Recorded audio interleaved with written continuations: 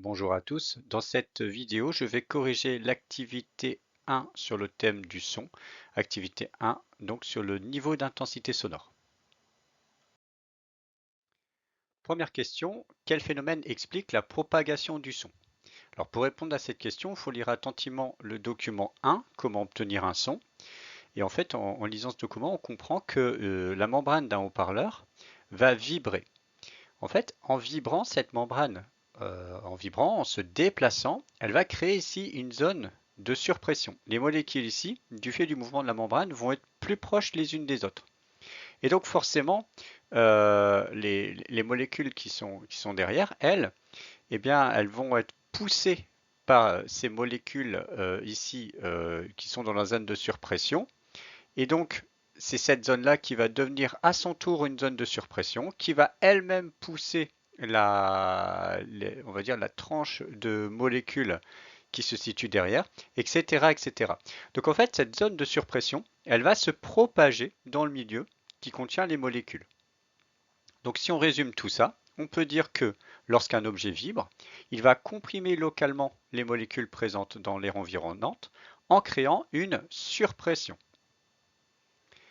Cette surpression va se propager de proche en proche à travers les molécules présentes dans l'air jusqu'à atteindre les tympans de l'auditeur.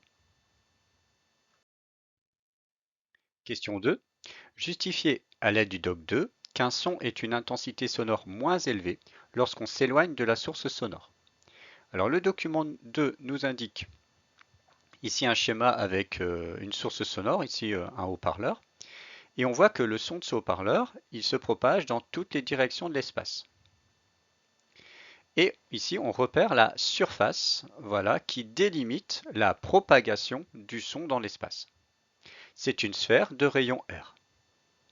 L'intensité sonore est égale par définition à la puissance sonore de la source, ici le haut-parleur, en watts, voilà, puissance sonore de la source, divisée par la surface de l'onde en mètres, c'est-à-dire la surface qu'on a repérée ici. Qu'est-ce qui se passe?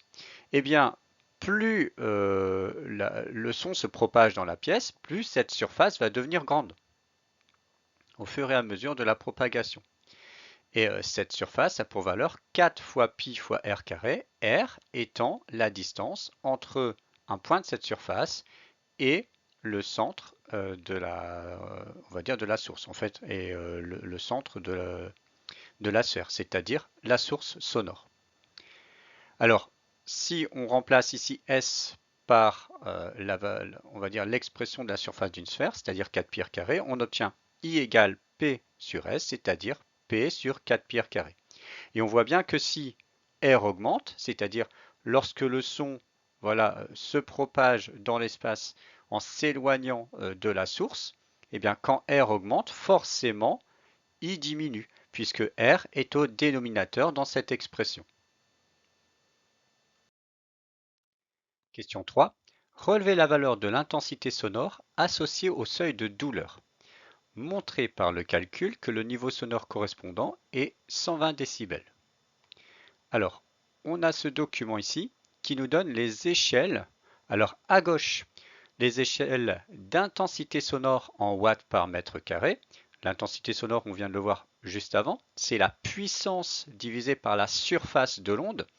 Et donc, la puissance étant en watts, si on divise la puissance par une surface qui est en mètre carré, on obtient bien une intensité sonore en watts par mètre carré. Watts, point, mètre moins 2.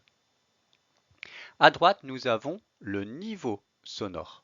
Le niveau sonore, lui, s'exprime en décibels. Alors, on va justement faire dans cette question la correspondance entre l'intensité sonore et le niveau sonore. Alors, on doit repérer ici le seuil de douleur. On voit que le seuil de douleur correspond à une intensité sonore ici de 1 watt par mètre carré. Voilà. Et on va montrer par le calcul que cette intensité sonore de 1 watt par mètre carré correspond à un niveau sonore de 120 décibels. C'est une autre écriture en fait on va dire de ce seuil de douleur. On peut l'écrire soit en watts par mètre carré, c'est l'intensité sonore, soit en décibels, c'est le niveau sonore. Alors, on va faire ce calcul. On utilise pour cela la définition du niveau sonore en décibels, qui s'écrit L, L est égal à 10 fois log de I sur I0. Alors cette fonction log, c'est le logarithme décimal. Vous ne l'avez pas encore vu en mathématiques, je pense. Il y a une touche sur la calculatrice qui vous permet de donner sa valeur. Alors, on va voir concrètement à quoi ça correspond ici avec ce calcul. Donc, si je remplace ici par les valeurs, I, je sais que c'est 1 watt par mètre carré, c'est l'intensité sonore au niveau du seuil de douleur. Et I0, c'est toujours la même valeur qui est prise par convention. I0 vaut 10 puissance moins 12 watts par mètre carré. C'est l'intensité minimale sonore audible. Donc c'est une valeur prise par convention, toujours égale à 10 puissance moins 12 10 puissance moins 12 watts par mètre carré. On considère que on ne peut plus entendre en dessous de cette valeur-là pour l'intensité sonore. Voilà, elle est repérée ici sur l'échelle. Alors on va faire le calcul. L égale 10 fois log de I sur I0, c'est-à-dire 10 fois log de 1 sur 10 puissance moins 12. Je recopie, ça donne 10 fois log de 1 sur 10 puissance moins 12, ça fait 10 puissance 12. Je rappelle que 1 sur x en maths est égal à x, 1 sur x est égal à x puissance moins 1. D'accord? 1 sur x carré, c'est x puissance moins 2. Donc ici, 1 sur 10 puissance moins 12, c'est 10 puissance 12. Et en fait, le logarithme décimal, c'est une fonction en fait qui, lorsqu'on fait logarithme d'une puissance de 10, eh ben, finalement est égale à la valeur ici de la puissance, c'est-à-dire 12. Donc logarithme de 10 puissance 12, c'est en fait 12. Si vous tapez ça sur votre calculatrice, moi je vous invite à le faire, là, bien le vérifier. Vous tapez log entre parenthèses 10 puissance 12 et vous verrez que votre calculatrice va vous afficher 12. Donc c'est égal à 10 fois 12, c'est-à-dire 120 décibels. Donc on voit que un son d'intensité sonore égale à 1 watt par mètre carré, ça correspond à un niveau sonore de 120 décibels. C'est une autre écriture, une autre échelle ici, mais il y a une correspondance entre les deux échelles. Question 4. Dans une salle de sport, le son émis par un haut-parleur a une puissance sonore de 12,5 watts. Calculez l'intensité sonore du son perçu par un adhérent se situant à 10 mètres du haut-parleur. Que devient cette intensité sonore si le sportif se déplace 10 mètres plus loin? Alors on va utiliser la formule qui donne l'intensité sonore. L'intensité sonore est égale à la puissance de la source sonore divisé par la surface de l'onde. La puissance de la source ici, c'est 12,5 watts. La surface de l'onde, c'est la surface d'une sphère, on l'a déjà vu, 4 pi r carré. Donc si j'applique ça ici, nous sommes à une distance de 10 mètres du haut-parleur, par conséquent R va valoir 10. On obtient donc I égale 12,5 pour la puissance de la source sonore, divisé par 4 pi fois 10 mètres au carré, et on trouve une intensité sonore de 9,95 fois 10 puissance moins 3 watts par mètre carré. Maintenant, que devient cette intensité si le sportif se déplace 10 mètres plus loin encore? Eh bien, s'il se déplace 10 mètres plus loin, il sera à 20 mètres de la source.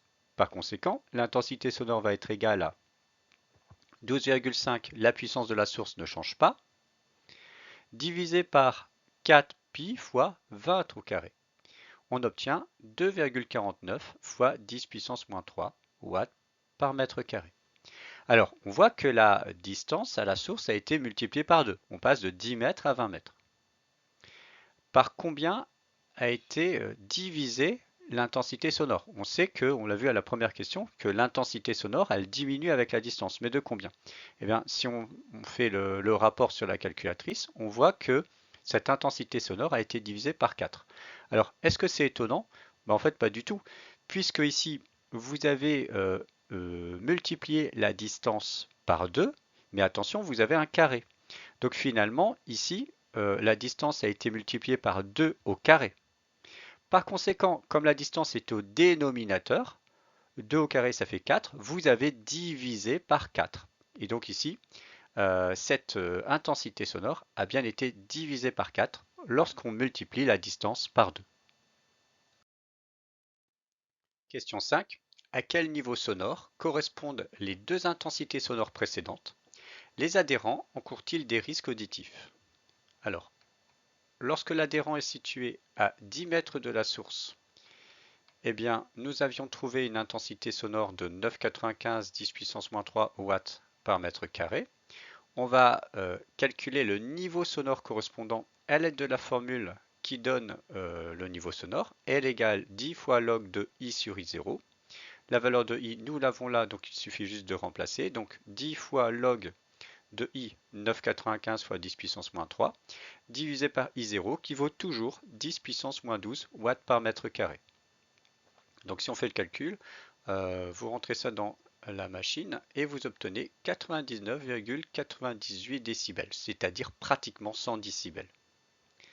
Maintenant, si l'adhérent est à 20 mètres de la source, nous avions trouvé une intensité sonore de 2,49 fois 10 puissance moins 3 watts par mètre carré. Le niveau sonore correspondant va donc être égal à 10 fois log de I, c'est-à-dire 2,49 fois 10 puissance moins 3, toujours divisé par 10 puissance moins 12 watts par mètre carré. Et nous obtenons un niveau sonore de 93,96 décibels, c'est-à-dire pratiquement 94 décibels. Alors, est-ce que ces adhérents encourent un risque? Eh bien, on regarde sur l'échelle ici des niveaux sonores et on voit qu'on est ici 100 décibels. On est au niveau de concert, de discothèque. Voilà, on a dépassé le seuil de risque, voire le seuil de danger. Donc ça veut dire que rester dans un environnement aussi bruyant, ça peut avoir des répercussions sur, on va dire, sur les organes auditifs. 94 décibels, on est toujours au seuil, on a toujours dépassé le seuil de danger, on a diminué un petit peu. Vous voyez que l'idéal, ce serait de passer en dessous des 80 décibels. Donc voilà, soyez vigilants par rapport au son que vous mettez si vous écoutez avec des écouteurs. Soyez vigilants par rapport au niveau sonore, puisque tout ça peut avoir après des répercussions par la suite sur le long terme.